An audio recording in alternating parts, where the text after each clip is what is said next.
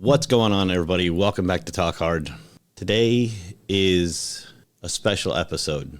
So a few months back, I got the opportunity to take my stepson with me and my wife and mother-in-law out to Montana. And when we landed in Montana and got situated at our Airbnb, my stepson sat down with us and just said, hey, I've got some things I'd like to share with you guys. So we took this opportunity in this beautiful landscape to sit down with him, and he shared a lot of his journey over the past couple of years. And I said, hey, are you interested in doing, like a podcast interview with me? So bear with the audio, please. We were running on minimal equipment, but I didn't care. I wanted to sit down and embrace this opportunity. And what I would like you to listen to is the confidence in his voice, the comfort in the conversation, and what I encourage all parents, step parents, people that kids consider other parents. If you're given this opportunity to sit down with a young adult, no matter the age, so young adult may be the wrong choice of words, but if somebody sits down with you and is willing to get vulnerable and share an experience, then I encourage you to take this moment, provide a safe space for conversation to happen, and to embrace the conversation. So from my heart to yours, I hope you enjoy this as much as I did. It was a special experience for me, and I hope you enjoy the episode. If you do, even if you don't, like, subscribe, hit that button, share this with your friends. We are coming into a time in mental health where I'm going to be very honest with a lot of you parents. Your kids are going to get into stuff. It doesn't matter how good of a parent you are. Kids are more curious now than ever before, and they have more access to, thanks to these beautiful cell phones, a long list of things that you won't be able to stop. So stop trying to control your children and just provide a safe space for them to come and share their journey with you, no matter what it looks like. Get uncomfortable with your children and make it safe. Allow them to process, cry, do whatever they need to do without any judgment. This is my hope for you. I hope you enjoyed this episode. Like, subscribe, send it to your friends. God bless, and I love you. All right, welcome back, everybody, to Talk Hard. We are doing something a little bit different today. I am on a family vacation, and I am with technically my stepson. Tell everybody who you are. I'm Hunter. Hello, everyone. Nice to meet you all. So clearly I married Hunter's mom, and I've known her for about going on 6 years now. And over the years, we have gotten closer, thank God, because when I met him, he was basically an adult, so the whole father figure situation went out the window. But I like to be somebody who can still be a sounding board. And as we landed and got to our cabin, Hunter decided he wanted to share some news with me. And well, Hunter, I'll kind of just let you take it from there as far as like what made you want to share the news? Like why here? Why this moment? What was going through your head? Well, mostly because I had a tattoo and I've been so insecure about it for so long, and the memories attached to that tattoo. Everybody would just be like, "Why did you get that?" I don't want to make up a lie about it. Okay. So that is exactly why I did it. I don't remember even getting it, and I drew one on myself that I don't even remember doing. It's like half a smiley face that's gone away, and because I was just taking pills all the time because I was trying to pass a drug test at that moment in time with FedEx. I was trying to get a job. Okay. So I stopped smoking and switched it out with something else that wouldn't show up on a drug test. Okay. So that led me to pills because my neighbor, I was walking out one time to take my trash out and I was smoking. My neighbor calls me over. He's like, "Hey, what are you smoking on?" And he just hands me a pack of edibles and sends me his phone number. And then I start hitting up this guy every once in a while. And he starts introducing me to the pills and all this other stuff that I'm just like, might as well dabble a little bit. Just go for it, okay? Yeah. Well, I was lonely at the time. I had no friends. I lived with my girlfriend, and I was just working. I'm going to argue with you a little bit there. You have friends. You were just in a different place in your head where you were distant from those friends? I didn't talk to them at all at that point. I'm only saying this because you have really good friends, and when they run across, I don't want them getting the wrong idea. He knew he had friends, but when you're in that space of whatever you were going through, outside things don't matter as much. Right. You get so stuck inside yourself as you go through this internal battle. Yeah. that you just don't want to drag anybody else into it, or was it shame, or was it just like everything just kind of going so fast because you were at that point now kind of numb every day? You don't realize how fast the days are passing? Well, everybody had started hating on me because I had a girlfriend. Okay. A lot of the times, just growing up, and that kind of grew me distant from everyone. They all started just like thinking I wanted to do everything with her and bring her around whenever we did anything with the group. So I started dating this one girl that somebody else liked, which, I mean, I get it. It's kind of bro code, but they never met or anything in real life, and that kind of drew the whole group apart. Two of them were brothers, and everybody just listened to them. So this guy had never done anything or Never really met this girl before. Never even met. Okay, so for those of you that don't know how the bro code actually works out there, is just because you see a picture of someone, women are not property, you can't just say, my girl. It's up to her to decide. So whoever was bothered by that, in my opinion, I'm going to share this with you. That was never your girl. I like to bring girls around my friends because I want her to be with me, Right. not want my friends. Right. So that's why I like to have that part of the initial, because it makes you feel comfortable about who I'm with, and I want her to decide. Right. I might not be what's right for her. I'm cool with that. Yeah. So keep going. I'm sorry. But yeah, and that kind of just grew us apart. Everybody went to their side, and I moved off to college. Everybody was going to college at the same time. So everybody was just kind of doing their own thing for a while. I didn't talk to any of them for months until I dropped out of college again and moved in with her. And it was just at a really low point because I felt like I had no friends. And one of my friends, Brian, not this Brian, he just texted me randomly out of the blue saying, what's up? And he was just like in a car ride with my other friend. And then that just sparked it all up again. And ever since then, now I'm roommates with them, and they live in the same apartment complex, and we talk every single day. Nice. Just like that. And but yeah, between that period and now was really when everything kind of happened. When I moved into that raggedy little apartment, everything happened in there. Okay. So yeah, and the guy that I was getting everything from literally was the next door over. And it was so easy just to. I'm imagining you're like most of us, and if you're listening to this, I know you understand a little bit about what I'm about to say. You don't wake up one day and think to yourself, I'm going to start popping pills. Like, this is the day I start popping pills. No, that never happened. It just kind of sneaks in on you, and next thing you know, you're a little stuck. Yeah. You're numb, you're chasing your money, you're struggling to get food or gas to get to work, even though you technically make enough to easily be able to do both. And now you've like a second job, because now you have your normal job during the day, and then you got to chase your fix in between those hours, because it's hard to leave work to go chase your fix. Yeah. And during that time, you heard me all the time complaining. Well, I was complaining about money all the time. And just that behind the scenes, I was just a zombie all the time. I would say I had my suspicions coming from the world. If you're listening to this and you are currently in this situation, I want you to know that the people around you, they know. If they know you at all, then they know. You're not coming the same way to family engagements. You're not wanting to come to as many family engagements. You're not early like you used to be to family engagements. Now you're like right on time and then waiting for that moment to leave. Right. Like, I saw all these patterns. Yeah. But I can't personally, and I recommend if you're on the other side where I was, now I know what addiction looks like, so it's easier for me, but I know that if I try to butt in, it's going to more than likely push you away because you're clearly not ready. Yeah. Or you would have hinted at something. Right. You needed to go through it, and I unfortunately needed to watch. And so that was why we checked on you so much. Because I just kept saying, how's Hunter doing? How's Hunter doing? Like, I didn't want to say anything because it's an accusation at this point. And it doesn't matter if it's an accusation because you're not ready to tell me, or you're going to tell me like now when you're ready. And an accusation would push you farther. Right. Okay. Yeah. I just kept digging a little hole for myself. Everything that I saw pop up on the screen, I'd be like, yo, and knock on the door. And it's that easy. It definitely is that easy.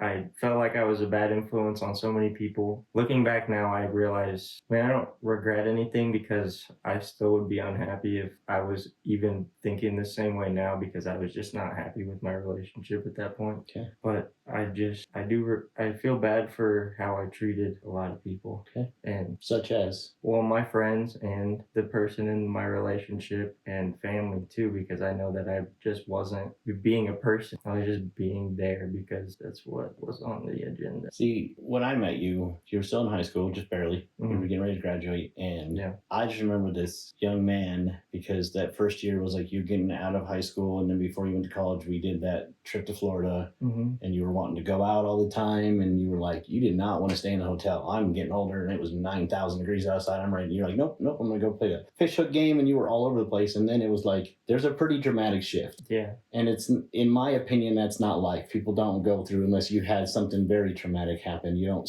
click quite like that. Yeah. But what's more important to me, and what I think I want to share with everybody, or what I'd like you to share with everybody, is what was your like come to Jesus moment, your spiritual awakening, they call it in some of the addiction books.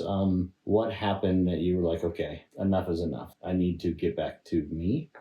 Doing a drug for the last time, that was so eye-opening for me that I just realized so much about life and everything, because I was doing it with Moises, and we just talked as we always do, but we got so deep. Like, I was crying, he was crying, we were just talking about life and about family. He told me the thing about being selfish, so you can be selfless. Like, he was hitting me all in the right spots, like in the heart. Like, everything that he said in the moment was what I needed to hear. Okay. And that will really just open my eyes to everything. Like, I go on this trip and I can either have a good time or I can't, and that's up to me. If I take my shirt off, I will have a good time. If I don't, if I hide under my clothes, I will not have a good time. I love what you brought up about so we were in the car, I don't know, probably a week ago, and I was asking him how he was doing and where some of the stuff was coming from, and he brought up that one of his roommates had mentioned that it's okay to be selfish. And if you watch this podcast at all, you know I've covered a whole entire section on this where I am the most selfish person that I know. I take care of me first, because if I'm not taken care of, I can't serve others. And so hearing him say that and understanding the perspective behind it, because what I said to him was a difference between greed and selfishness, right? Right. Greed is a totally different beast than selfishness. Selfishness is all about me, and it needs to be all about me, because I can't help you if I'm not all about me first, right? And I've seen that shift in you.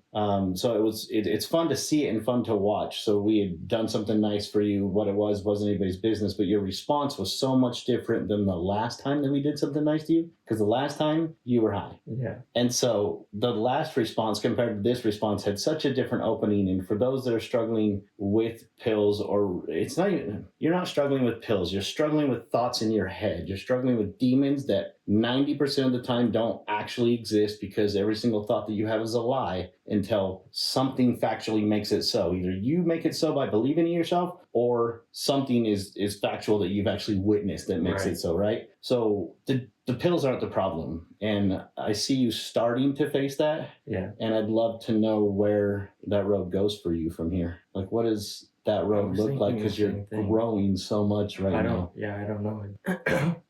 I'm working as much as I can now, which was, I used to want to get out at 5 hours if I could. They'd be like, you want to go home in 2 hours? Okay, that's me. You don't want to work tomorrow? Okay. Now I'll stay till 11. I'll stay till midnight. I'm doing all these extra things, getting as much extra money as I can, just so I can start to go and like live a life that's actually worth something, instead of sitting inside feeling like I was just full of greed. Like you said, I was just trying to get as much money as I can without doing anything.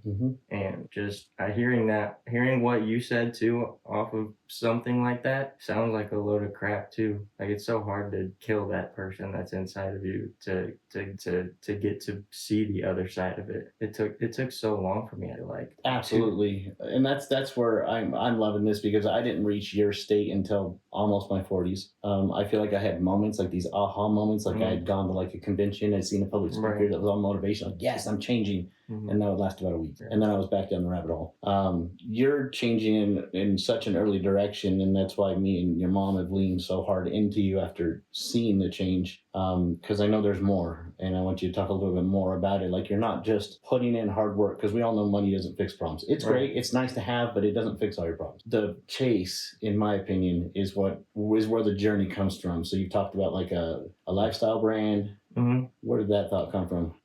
It came from just a conversation with my roommate. Some of the best conversations we get, Moises is one of the most creative minds that I've ever met. He wants to make movies. That's what his dream has always been. He's so into film and all kinds of art, music, all that stuff. So we've always just been thinking about, once we get together, our gears can turn about anything. So we've just been thinking about how can we just like start to make, like, what can be a business or like a little side hustle kind of thing that we can do. Because we are, as in our room, we are 3 young men who are hungry to work and to get bread, so we can do it if we just do it. So that just became our thing. We started to think of like what does everybody need, and it's like a positive like something like it's hard to explain. Like the lifestyle brand can be so broad because Moises wants to do his own thing in it. He will post like YouTube videos on the YouTube channel, like music videos if he wants to do music videos for our friend, or movies if he wants to. And in between there'll be like podcasts and stuff. We'll have like clothing that just like encourages, just like people look on the internet and they just see a bunch of fake people who don't really care about what the people are like eating in through their content.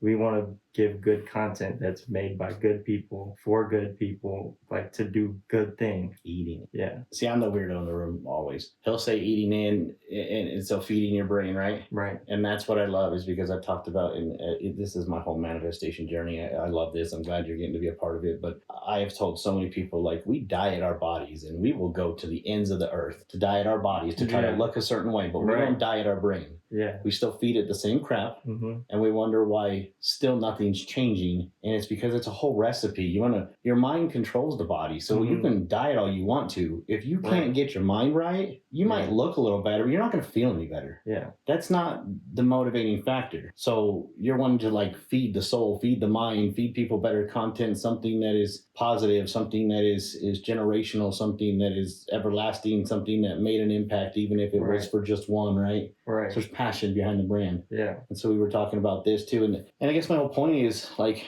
you're catching on to what the journey looks like versus what the end of the day looks like. Yeah, because end of the day used to be so big picture. It's, I like to think, you're right. Just what you said. It's not the end of the day thing. But everything that is, like I still listen to this music, but I listen to it a lot differently now because it's not like I'm in it. But I just think about how people eat in this music too, as like all day. And then at the end of the day, they'll just sit and listen and think about this music that they listen to, and then think that it's so them. And it's so depressing. All this. So I want to ask a question. I want an honest answer from you. And if you don't feel comfortable, just say something. We'll edit it out and call it a day. Okay. I'm with you on this music bit. I don't listen to music really anymore, which is like your mom's like, there's no radio. Like I don't do that really anymore. Yeah. I listen to country now, which I never listened to before also. Otherwise it's podcasts. Like I'm doing an MIT lecture course online that I listen to in the car. Like I feed my brain differently. But my question to you is, do you feel like because you were in that adolescent phase when this started, and I mean adolescent, like you were in that big shift of the brain, in my opinion, where you come out of high school and you get to experience college, and the world goes from this big to like so big at first, it's kind of overwhelming. Yeah. They don't really prep you for it. And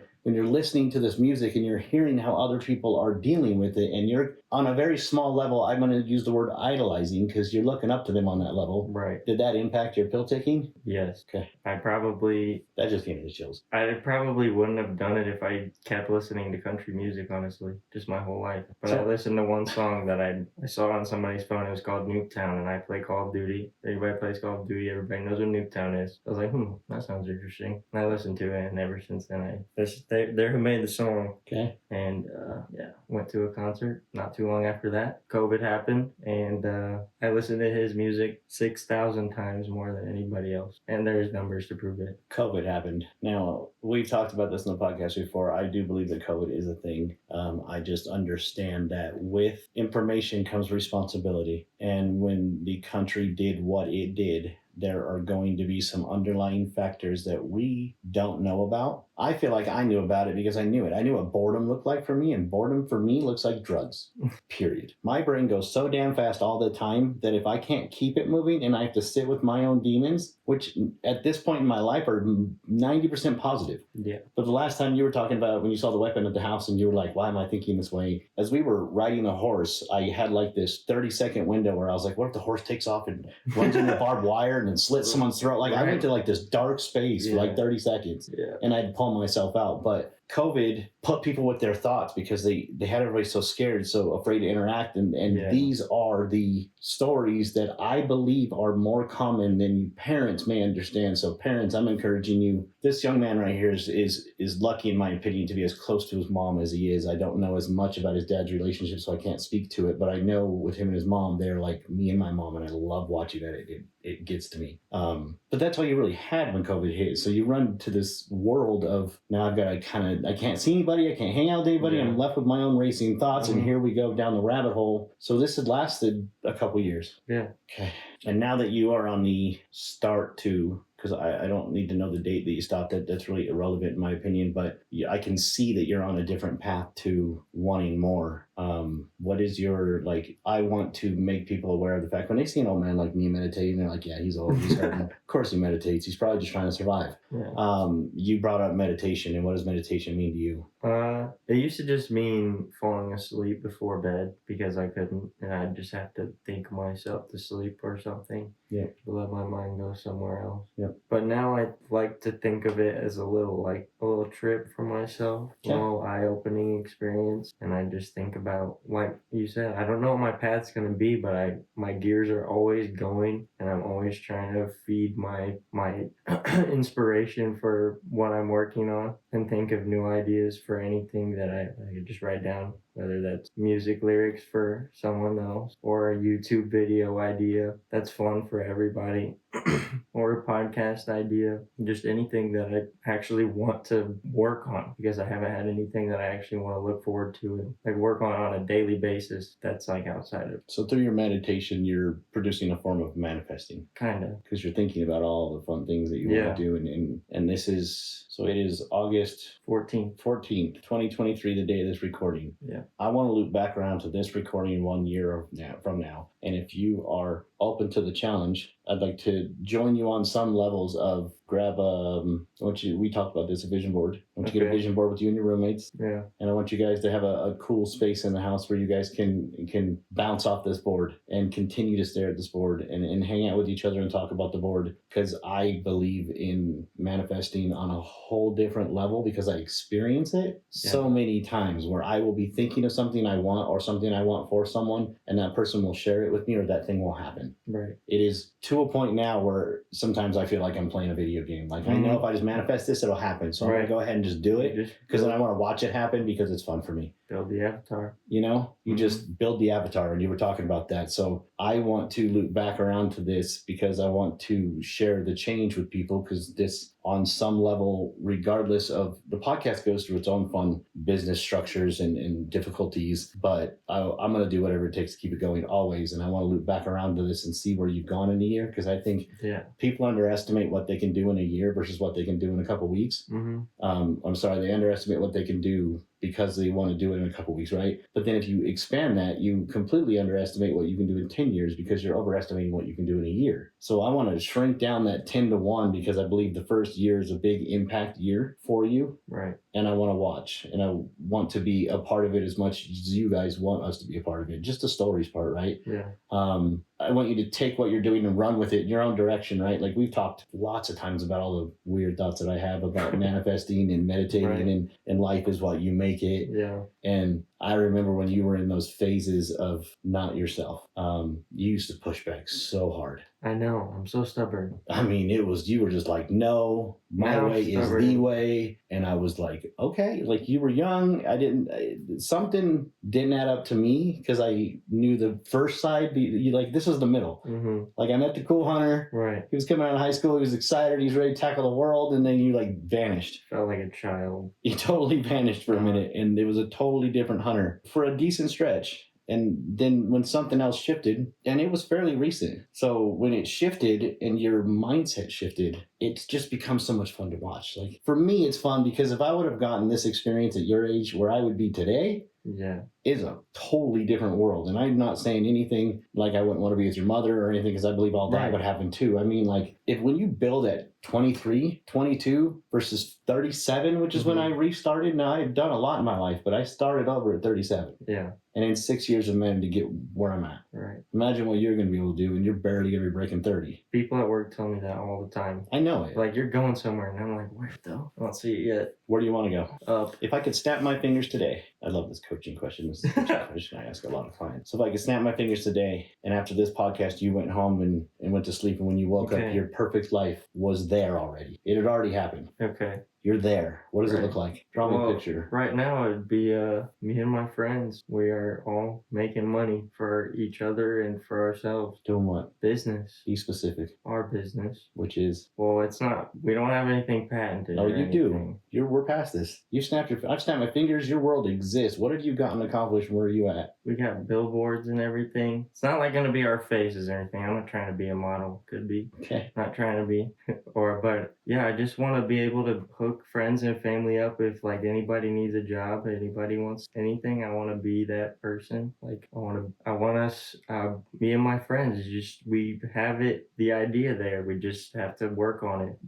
I don't think it'd be in Indiana because I think Indiana is probably the place we go back to in the future. So business will probably happen somewhere more city-like, maybe Texas. Okay. But yeah, lifestyle brand, podcast being huge. Okay. Joe Rogan style. Love it. That'd be cool. Okay. Just doing good effect for the world, hopefully. If you're interested in doing something, I'd like to challenge. Okay. I'd like you to do two things. Okay. I want you to go home when you're in your manifestation state, your state of peace, wherever you hit that state of mind. There's, I believe, 5 different phases to the brain between beta, delta, theta, alpha. It's 5. Anyways, there's a when you get in that feeling where you're in synchronicity with your heart and your head and you're feeling it. I want you to write out a story to yourself as like a journal entry in the future. Okay. Like you woke up today and all this stuff has happened. You are doing everything you said. Like today I'm going to go donate $10,000 to, or whatever your story looks like. Because everything I heard from your story, and this is what I love about it, and this is what I believe about people, and this is why I believe that when people see you and they say you're going somewhere, it's because your heart is for service. And I believe the greatest happy people that have true success, which means financial freedom, the family that they want,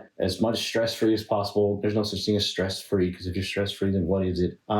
I believe those people have like the genuine like recipe for what I would call actual success and riches, because money is not it. But you can build a financial freedom as long as you don't go to the greedy point. Right? Yeah. So I want you to write down that, like you have played it out in your head. I'm going to need $500,000 a year. With $500,000 a year, I can give 10 grand away without it really hurting me. I can do this, that, the other, right? Like you've mapped this all out. Yeah. And you're getting to experience a day. Right. I want you to write that out. And when you write it out, I want you to spend some time and like picture it. Like take your time writing this out. Yeah. And really envision that day. Yeah. Okay. And then as you go through your journey, I want you to keep getting that thing out and reread it and reread it and reread it and really get into the imagination. I believe that imagination is reality for our brains, which is why things like the Bible say it and a lot of other things. If you think it, then you are. You got it. Ask and you shall tell, right? Yeah. I believe that we are an energy force, and I believe that the reason that I was able to tell when something shifted in you is I'm an empath, and so I can feel the energy in people. Like when I see someone get hurt on TV, I feel it. Yeah. Like my bones physically hurt, and it makes me like tense. I can actually feel it. Yeah. I can feel in you a true need for service, and you carry an energy that does well. And as long as you never lose sight of it, because we can all change. Yeah. And I've seen people that were amazing young people get very jaded very fast. Yeah. And you have lived a life that is validated for being jaded. Yeah. And you're choosing the higher ground. Yeah. So as just from one man to the next, I am super proud to have met you, get to be a part of this, and whatever part you will allow me to be, I will always be. And when I can be, I've always told you that. I'll tell you no when I can't.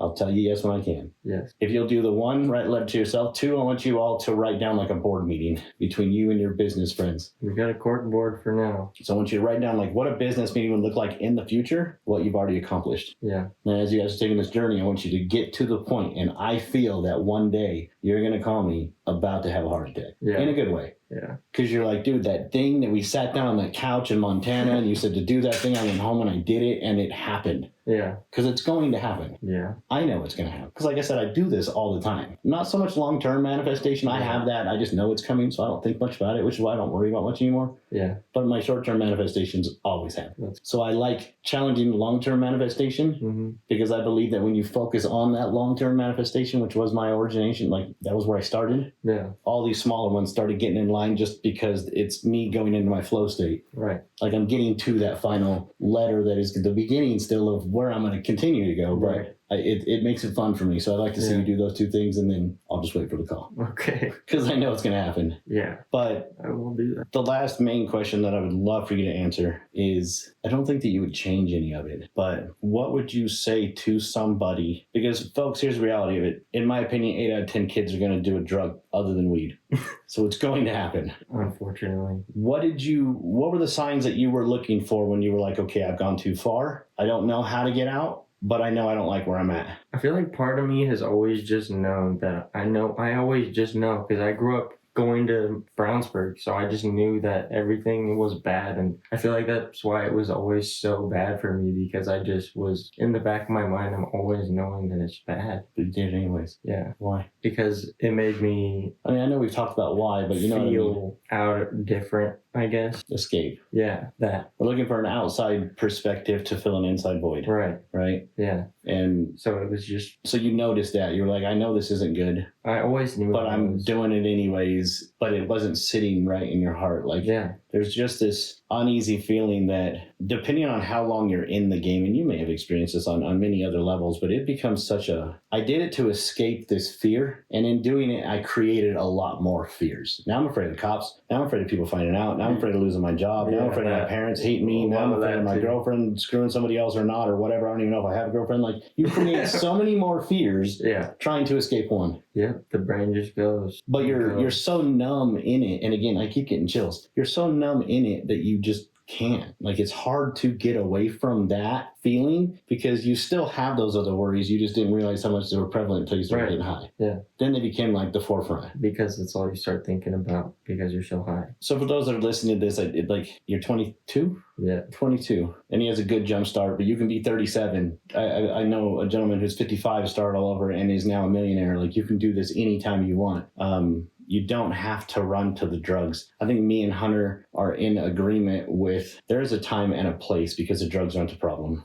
If you are in the right headspace, then your drugs are enslaving you. They're not serving you. I'm a firm believer in microdosing. I've seen its therapeutic efforts. I've seen other people go through some very serious trauma with it. I don't care about weed being something because, as long as somebody's dealing with their personal things, drinking, same thing. I know people that go out and just have a drink, but they used to be alcoholics, but they battle their problems. And I'm not encouraging those that are deep in addiction to go do this, but I am encouraging those to look for the signs and look for the patterns and understand that the other side is not bliss. The other side is chaos and fear and shame and guilt, and you have to start all over. Yeah. But you got to start all over, and I am proud of you. And I want you to go ahead and just end this with anything that you want to share with somebody is like, you don't have to go down this road, but if you do go down this road, this is where you can go. You have anything you want to add to that? The only place that I always went to, like I said, was my heart. And I was always questioning whether my heart was actually good or not. And that's how I had that conversation with Moyes, because he's like telling me to be selfish, but I'm always like, but what about this? What about it? Just listen to your heart, because your heart, just be who you just, it's